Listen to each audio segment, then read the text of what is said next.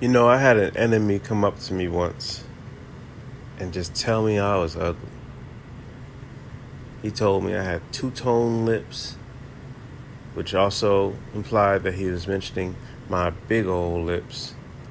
I watched him stare at my nose, ready to say that, but he had an idea I was already upset. So if he mentioned my big old nose, my skin of brass, my hair of wool, that very likely by then I would have already run my fist through his face. And so he stopped. But I came to wonder, what was that line from A Color Purple? You black, you ugly, you a woman. That is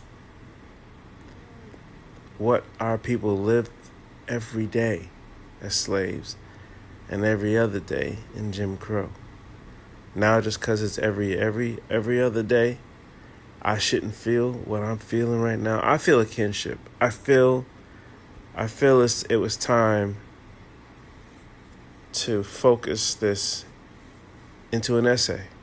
I think black people in America have forgotten and lost that pain because of progress. So ain't nothing to be mad at. Ain't nothing wrong with it.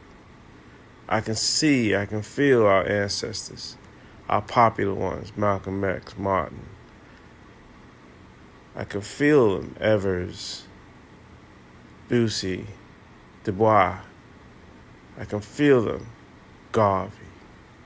I can feel them recognizing that they had gotten progress for their deaths and for their lives, but that we have lost too much of our warrior spirit to keep on the march, to stay on the fight. Our children are now saying they don't see racism, which is just fine, but there are millions that do. Not hundreds of thousands, not even especially thousands. There are millions that still see you as that man saw me. Knowing that I'm more educated than him, knowing that I am in a better place in this country than him, he still felt the need to belittle me for what I am and what I look like. Now, of course, I know women go through way worse, but that's a whole nother show. What I'm saying is we need to have shows that reignite that anger that's still within these young women and young men. The Gen Alpha still knows how it feels to be denied, whether it's at a fast food restaurant or on the playground. They still know how it feels to have to ignore the little digs of racism that are thrown their way in humor now, as opposed to back in the past it was meant to hurt you. In their generation, in the least, it's supposed to humor everyone but you, because you at the butt of the joke. They still feel this, y'all. They just don't talk about it as much because it's not as blatant as it was for us and then our grandparents. We need to take hold of this to fucking take these next few 4 steps for real equality, for real progress.